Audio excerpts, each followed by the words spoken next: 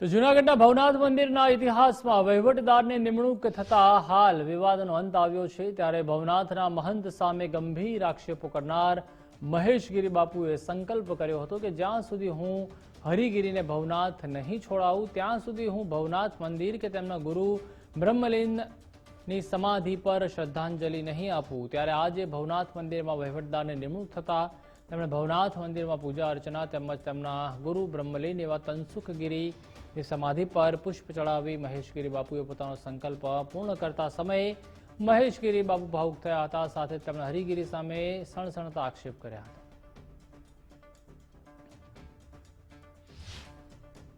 પહેલા જ કીધું કે મુદત પૂરી થઈ એટલે રિન્યુ કરી એવું નથી। મુદત પૂરી થયા પહેલા જ એમની અકાલપટ્ટી કરવામાં આવી છે। ખોટો ભ્રમ એ ફેલાવે છે। અકાલપટ્ટી કરવાના કારણો પ્રેમગીરી અતિથિ ભવન વગર મંજૂરીએ, પછી ગેરરીતિ, હિસાબ કિતાબમાં ગેરરીતિ, હાજરી જે જોઈએ એટલી હાજરી નથી, અને આવા ઘણા કારણો છે જેના લીધે એમને અકાલપટ્ટી કરવામાં આવ્યું છે। इस बिंदु पे तो सबसे अच्छा सुंदर जो व्यवस्थाएं हैं वो प्राण साहिब ही दे सकते हैं।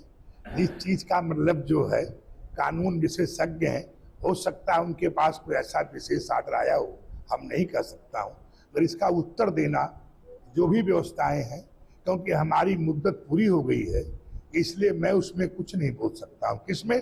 भावनाथ के मैटर में। વહીવટની અંદર અમારા તરફથી ખાલી એટલું કહેવામાં આવ્યું છે કે ભાઈ જે આપણી પરંપરાઓ છે, દશનામી સાધુઓની જે પૂજા પાઠની પરંપરાઓ છે એ જળવાઈ રહી, અને બાકી બધો વહીવટ અગાઉ પણ કલેક્ટર સિરીઝ કરતા હતા અને અત્યારે પણ કલેક્ટર સિરીઝ કરે છે, તો એમાં અમારે કંઈ કહેવાનું નથી। એમને જે પણ નિર્ણય આપ્યો છે સરકાર દ્વારા, જે પણ અમને એ કહેવામાં આવ્યું છે એનું અમે બધું પૂરેપૂરું પાલન કર્યું છે, અને શાંતિથી સાધુ તો નિર્મોહી હોય, અમારે જગ્યાને પ્રોપર્ટીને કંઈ મોહ હોતો નથી। અમારા તો ભાગ્ય એવા સારા હતા કે આવી સરસ જગ્યાની સેવા કરવાનો આટલો સમય મળ્યો।